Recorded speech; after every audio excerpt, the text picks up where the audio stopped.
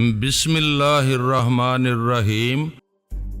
اس نے ایک گولی لے کر منہ میں رکھی، پھر اسے نگل لیا۔ اس وقت وہ بیمار عورت بیدار ہو چکی تھی، سوالیہ نظروں سے شیتارہ کو دیکھ رہی تھی۔ یہ بات سمجھ میں آ گئی کہ وہ ندیدہ نہیں ہے، نظر آ رہی ہے۔ وہ سر پکڑ کر بیٹھ گئی۔ بیمار عورت نے پوچھا، تم کون ہو؟ وہ اسے ٹیلی پیتھی کے زیر اثر لے آئی تاکہ کوئی سوال نہ کر سکے۔ پھر اس نے دوسری گولی نکال کر نگل لی۔ اس بیمار عورت کی آنکھیں کہہ رہی تھیں کہ وہ نظر آ رہی ہے۔ اس طرح اس نے کئی گولیوں کو آزمایا، تب یہی سمجھ میں آیا کہ پورس نے اسے دھوکہ دیا ہے۔ وہ یہاں بھی آیا ہوگا اور انہیں بھی نکارہ بنا کر گیا ہوگا۔ اس پیکٹ میں روئی کی ایک دبیز تہ بچھی ہوئی تھی۔ اس نے اوپر کی تمام گولیاں اور کیپسول نکالے۔ پتا چلا کہ اس تہ کے نیچے بھی چند گولیاں اور کیپسول ہیں۔ وہ انہیں دیکھ کر سوچنے لگی، اگر دوا اسپرے کی گئی ہے تو کیا روئی کے آر پر پہنچی ہوگی؟ اس خیال کے آتے ہی اس نے ایک گولی اٹھا کر نگل لی۔ دوسرے لمحے میں وہ بیمار عورت حیرت سے چیخ پڑی، جوزف تم کہاں ہو؟ ابھی یہاں ایک عورت تھی، پھر وہ اچانک غائب ہو گئی۔ جوزف نے دوسرے کمرے سے آتے ہوئے کہا، کس کی بات کر رہی ہو؟ کون آئی تھی؟ کون غائب ہو گئی؟ میں تو اندھا ہوں، کیا دیکھ پاؤں گا؟ شیتارہ خوشی سے ناچ رہی تھی۔ جنگل میں مور ناچا، کس نے دیکھا؟ اسے بھی کوئی نہیں دیکھ رہا تھا۔ وہ کاٹیج سے باہر آئی، پھر ایک کیپسول کو منہ میں رکھتے ہی پرواز کرتی ہوئی پیرس کے ہوٹل میں اپنے کمرے کے اندر آ گئی۔ وہاں اس نے اپنے سامان سے ایک چھوٹی سی ڈبیا نکالی۔ روئی کی تہ کے نیچے جتنی گولیاں اور کیپسول تھے انہیں الگ کر کے اس ڈبیا میں رکھ لیا۔ وہ سب کارآمد تھے۔ باقی جتنی گولیاں اور جتنے کیپسول تھے انہیں کوٹ میں ڈال کر بہا دیا۔ پھر وہ اطمینان سے کمرے میں آ کر بیٹھ گئی اور ایک فاتح کی شان سے آئندہ کے منصوبے بنانے لگی۔ سب سے پہلے پورس کے خلاف سوچنے لگی۔ سب سے زیادہ اسی پر غصہ آ رہا تھا۔ اسی نے اس کے تمام ذخیروں کو برباد کیا تھا، اسے گولیوں اور کیپسولوں سے محروم کر کے دوسرے دشمنوں کو مقابلے میں بھی کمزور بنا دیا تھا۔ وہ دشمنی کرنے والا اس بات سے بے خبر تھا کہ مقدر نے اس کا ساتھ دیا ہے۔ وہ پھر شہ زور بن گئی ہے۔ اب وہ ایسی چال چلے گی کہ اسے کمزور بنا کر اپنے زیر اثر لے آئے گی۔ شیتارہ نے ماضی میں چھوٹی بڑی کامیابیاں حاصل کی تھی مگر ناکام بھی ہوتی رہی تھی۔ وہ پورس کو جواب دینے کے سلسلے میں ناکام نہیں رہنا چاہتی تھی۔ اس نے یہ طے کیا کہ اس کے خلاف سوچ سمجھ کر قدم اٹھائے گی۔ اسے یہ بات معلوم تھی کہ پورس کسی اجازت کے بغیر اس کے دماغ میں چلا آتا ہے اور وہ اسے محسوس نہیں کر پاتی ہے۔ اس سے صاف ظاہر تھا کہ وہ اس کی معمولہ ہے۔ اب لازمی تھا کہ پہلے وہ پورس کا طلسم توڑ دی۔ اس کے تنویمی عمل سے جلد نجات حاصل کرنا ضروری تھا، ورنہ نادیدہ بنانے والی گولیاں ملنے کی خوشی خاک میں مل جاتی۔ یہ اندیشہ تھا کہ وہ کسی وقت بھی اس کے اندر آ سکتا ہے۔ اس نے نئے سرے سے جو گولیاں حاصل کی ہیں ان کا بھید معلوم کر سکتا تھا اور اب وہ کسی کو اپنا راز بتانا نہیں چاہتی تھی۔ وہ کمرے میں بے چینی سے ٹہلنے لگی، پورس سے محفوظ رہنے کی ترکیبیں سوچنے لگی۔ پھر اسے یاد آیا کہ پیرس میں ہپناٹزم کا ایک ماہر ہے جس کا تعاون حاصل کر کے وہ پورس سے نجات حاصل کر سکتی ہے۔ اس نے ٹیلی فون ڈائریکٹری میں اس کا نمبر تلاش کیا، پھر اس سے رابطہ کیا۔ رابطہ ہوتے ہی اس کی آواز سن کر اس کے دماغ میں پہنچ گئی، اس کے خیالات پڑھنے لگی۔ وہ ایک لالچی شخص تھا، زیادہ سے زیادہ دولت حاصل کرنے کے لیے کسی کو بھی دھوکہ دے سکتا تھا۔ اس کے باوجود شیتارہ نے اسے ہوٹل کے کمرے میں بلایا،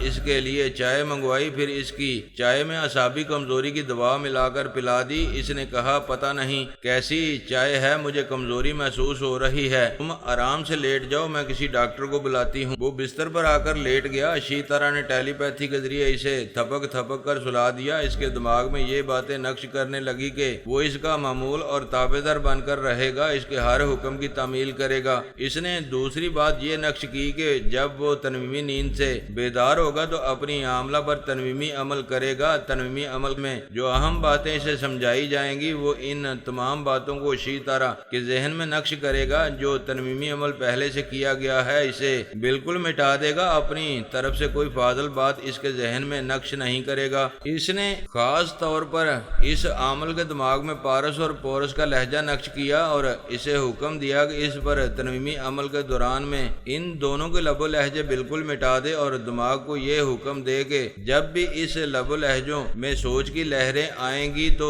وہ انہیں محسوس کرتے ہی سانس روک لیا کرے گی۔ اس نے اس عمل پر اپنے اطمینان کے مطابق عمل کیا۔ جب یہ یقین ہو گیا کہ وہ اس پر تنویمی عمل کے دوران میں کوئی فراڈ نہیں کرے گا اور ایک غلام کی طرح پوری وفاداری اور سچائی سے اس کے احکامات پر عمل کرے گا، اس نے اسے تنویمی نیند سونے کے لیے چھوڑ دیا۔ ٹیلی پیتھی کی دنیا میں زندگی سکون سے نہیں گزرتی۔ یہ علم جاننے والے برتری حاصل کرنے کے لیے اپنا اور دوسروں کا سم برباد کرتے رہتے ہیں۔ کوئی کسی کو مار ڈالتا ہے اور کوئی کسی کو تنویمی عمل کے زیر اثر لے آتا ہے، کوئی کسی کے دماغ پر غالب آ جاتا ہے، کوئی مغلوب رہ جاتا ہے۔ اسی لیے پورس تمام ٹیلی پیتھی جاننے والوں کے سامنے یہ عزم کر چکا تھا کہ ٹیلی پیتھی کے نام پر جو بے چینی اور تباہی پھیل رہی ہے اسے روکنے کا صرف ایک ہی راستہ ہے، اور وہ یہ کہ ٹیلی پیتھی کے علم کو ہمیشہ کے لیے ختم کر دیا جائے، پھر نہ رہے گا بانس اور نہ بجے گی بانسری۔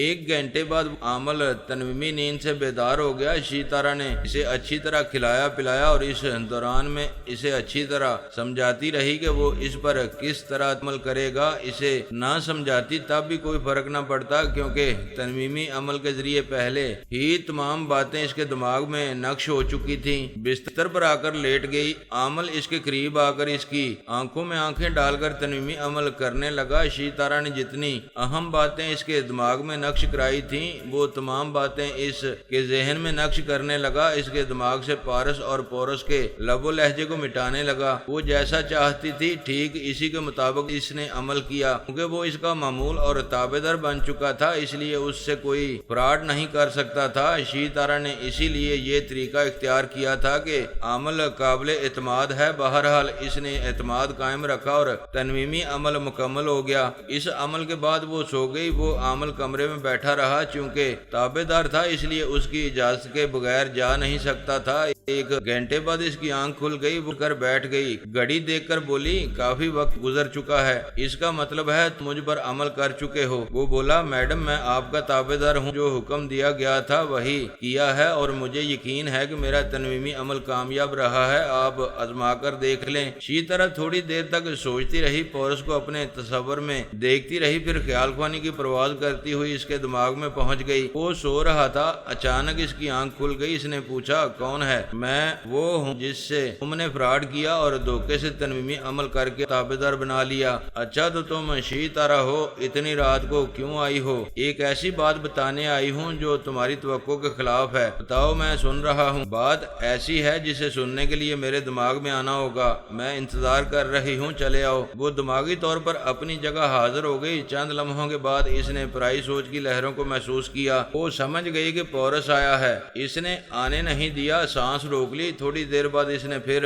ان ہی سوچ کی لہروں کو محسوس کیا اور پھر سانس روک لی۔ اس کے بعد اس کے اندر جا کر بولی میں نے تمہیں بلایا تھا، تم نہیں آ رہے ہو، کیا ناراض ہو گئے ہو؟ کیا انداز ہے مجھے سمجھا رہی ہو کہ اب میری معمولہ نہیں رہی ہو؟ تم نے تو بڑی چالاکی دکھائی تھی، مجھے دوست بنا کر دھوکے میں رکھا تھا اور اپنی داسی بنا لیا تھا۔ تم مرد کیسے دغا باز ہوتے ہو، پہلے عورت کو محبت کا فریب دیتے ہو، پھر اس کے حسن و شباب کا سرمایہ لوٹ لیتے ہو، پھر اس پر بھی تسلی نہیں، اسے 2 کوڑی کی کنیز بنا کر قدموں میں رکھتے ہو۔ پہلے تمہیں اپنے گریبان میں جھانکنا چاہیے، اگر تمہارے اندر ذرا سا بھی سچ ہے تو پوری سچائی سے بتاؤ کہ ہمارے درمیان فریب کی ابتدا کس نے کی؟ میں تمام اور کیپسولوں کو نکارا بنا رہا تھا، ان چیزوں کو کسی دوست یا دشمن کے پاس چھوڑنا نہیں چاہتا تھا۔ ان سے بھی کہا تھا کہ وہ چیزیں ہم اپنے پاس نہیں رکھیں گے، لیکن تم چھپا کر رکھنے لگی، مجھے دھوکہ دینے لگی، مجھ سے بولنے لگی۔ پھر جب مجھے یقین ہو گیا کہ تم اور دغا باز ہو، تب میں نے تمہیں اپنی داسی بنایا تھا۔ سچ تو یہی ہے کہ دیوی نہیں، داسی ہی بن کر رہنے کے قابل ہو۔ وہ ہنس کر بولی میں دیوی ہوں اور دیوی ہی رہوں گی۔ تم مجھے جن غیر معمولی صلاحیتوں اور قوتوں سے محروم رکھنا چاہتے تھے، میں نے تمام غیر معمولی صلاحیتیں اور قوتیں قوتیں دوبارہ حاصل کر لی ہیں۔ یہ تو سنا تھا کہ باسی کڑی میں ابال آتا ہے، اب دیکھ رہا ہوں کہ باسی دیوی میں بھی ابال آ رہا ہے۔ کیچڑ آلود جوتوں کو صاف کر کے چمکایا جائے تو وہ چمک جاتے ہیں، لیکن عورت ایک بار گندگی میں گر جائے تو ہزار چمکانے کے باوجود نہیں چمکتی۔ بکواس مت کرو، تم ابھی ٹیلی پیتھی کی دنیا میں نئے ہو، اور میں جانتی ہوں کہ نئے اناڑی کو کس طرح مسل کر ٹیلی پیتھی کی دنیا سے باہر پھینک دیا جاتا ہے۔ فی الحال میں تمہیں اپنے دماغ سے باہر پھینک رہا ہوں، جاؤ مجھے سونے دو۔ اس نے سانس روک لی، وہ دماغی طور پر ہوٹل کے کمرے میں حاضر ہو گئی۔ ہپناٹزم کا ماہر اس کا تک رہا تھا۔ وہ بولی، تم نے واقعی کامیاب عمل کیا ہے۔ اس نے عامل کو $25,000 دے کر رخصت کر دیا۔ وہ بہت خوش تھی، اسے یوں لگ رہا تھا جیسے اسے ایک نئی زندگی مل گئی ہے۔ وہ سوچ رہی تھی کہ ماضی میں جو غلطیاں کر چکی ہے آئندہ نہیں کرے گی، خاص طور پر پارس اور پورس سے بہت محتاط رہے گی۔ پچھلے دنوں پارس نے بھی اسے اپنی معمولہ بنایا تھا، بڑی رازداری سے اس کے دماغ میں آتا جاتا رہتا تھا۔ اب وہ آزمانا چاہتی تھی کہ اس نے یہ سلسلہ جاری رکھا ہے یا ختم کر چکا ہے۔ وہ اس کے دماغ میں آ گئی۔ اس کا دماغ ایسا غیر معمولی تھا کہ کوئی بھی اس کے اندر چلا آتا تھا، لیکن اس کے چور خیالات نہیں پڑھ سکتا تھا۔ پھر پارس جب چاہتا تھا سانس روک کر بھگا دیتا تھا۔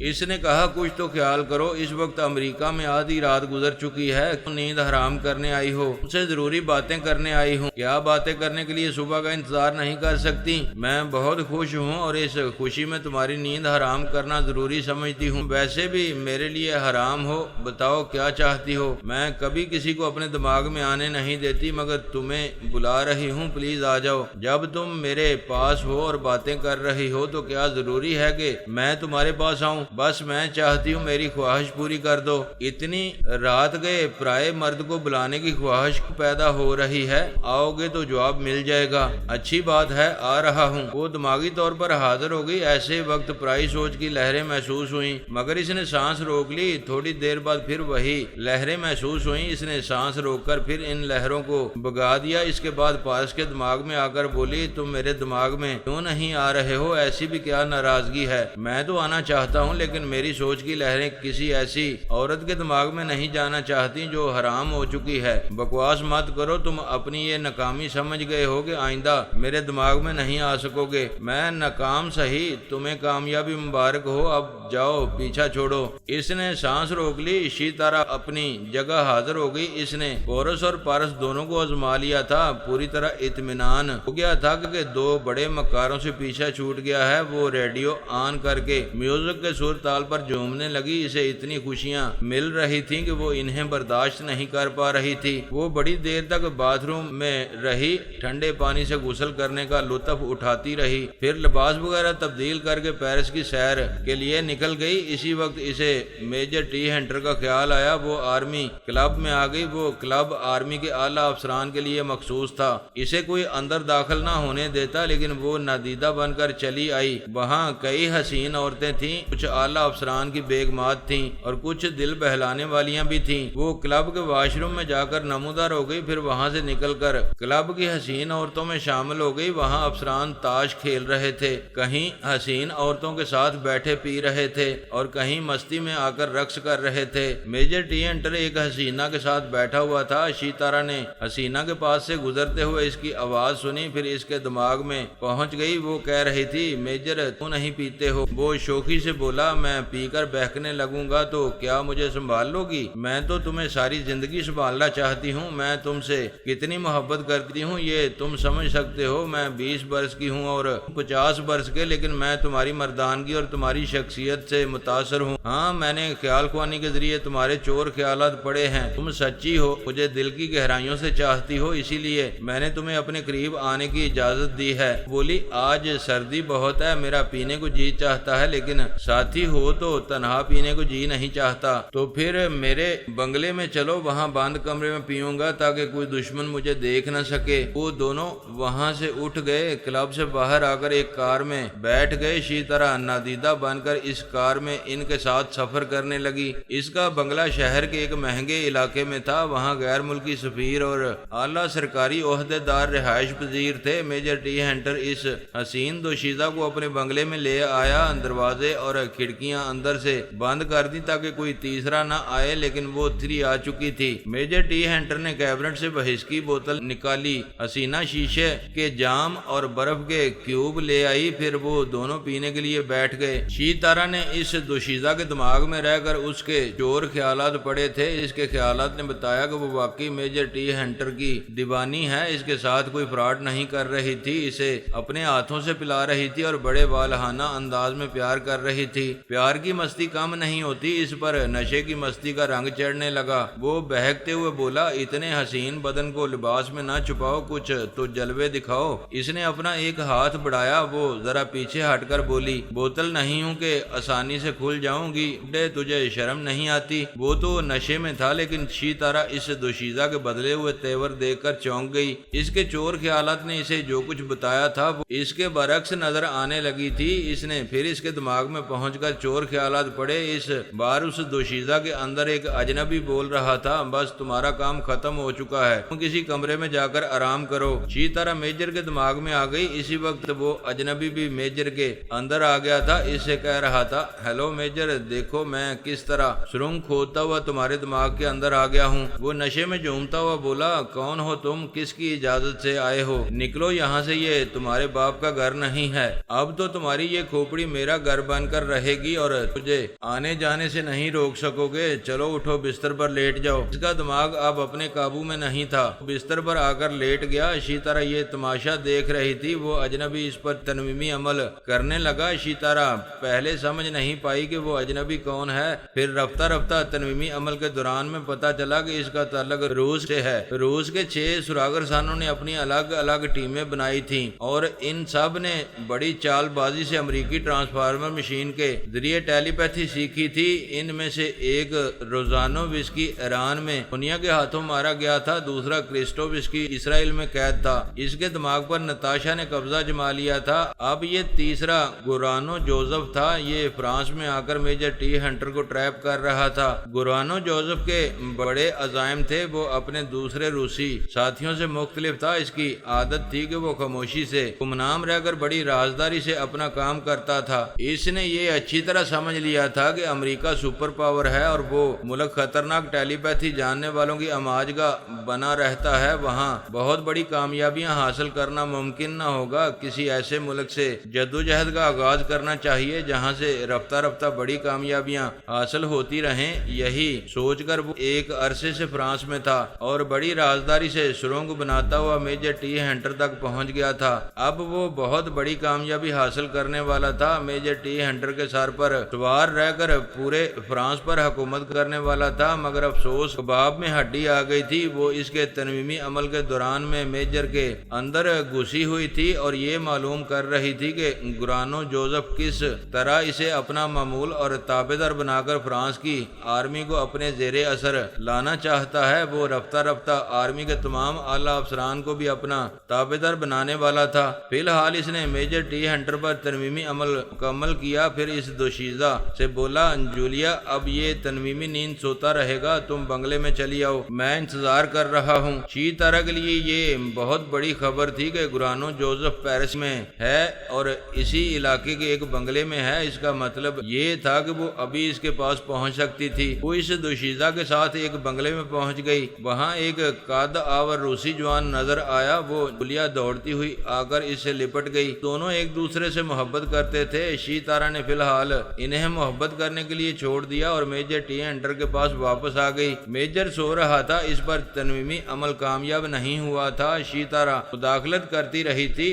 اب اس نے دوبارہ تنویمی عمل کیا، پھر اسے اپنا معمول اور تابعدار بنا لیا۔ جو کامیابی گورانو جوزف کو حاصل ہونے والی تھی وہ شیتارا کو حاصل ہو گئی۔ میجر ٹی ہنٹر پر پوری طرح قبضہ جما لینے کے بعد وہ گورانو جوزف کے پاس آئی۔ جولیا کے ساتھ کھانے کی میز پر تھا، اس کے ساتھ بیٹھا کھا رہا تھا اور باتیں کر رہا تھا۔ اپنی کامیابی پر خوش تھا کہ آئندہ میجر ٹی ہنٹر کے ذریعے پورے فرانس پر حکومت کرتا رہے گا۔ وہ کھانے کے دوران میں چمچ، کانٹے اور چھری استعمال کر رہے تھے۔ مغربی تہذیب میں کھاتے وقت بھی ہتھیار استعمال ہوتے ہیں، وہ ہتھیار کھانے کے لیے ہوتے ہیں، مار کٹائی کے لیے نہیں۔ ویسے ہتھیار تو ہتھیار ہی ہوتے ہیں، انہیں کسی کسی وقت بھی ہتھیار کے طور پر استعمال کیا جا سکتا ہے۔ جولیا نے اچانک چھری کے دستے کو سے گرفت میں لے کر اپنی جگہ سے اچھل کر جوزف پر چھلانگ لگائی۔ دوسرے ہی لمحے میں گرانو جوزف کے حلق سے کراہ نکلی، چھری اس کے شانے پر آ کے لگی تھی۔ وہ کراہتے ہوئے بولا، آہ جولی، یہ تم نے کیا کیا؟ شیتارا نے اس کے دماغ میں پہنچ کر کہا، یہ میں نے کیا ہے۔ اس نے حیرانی سے پوچھا، کون ہو تم؟ میں ہوں شیتارا، تمہارا شکریہ ادا کرنے آئی ہوں۔ تمہارے ذریعے میں نے میجر ٹی ہنٹر کو اپنا تابعدار بنا لیا ہے، اب تم بھی میرے وفادار بن جاؤ گے۔ نہیں، میں تمہارا غلام نہیں بنوں گا، تمہیں تنظیمی عمل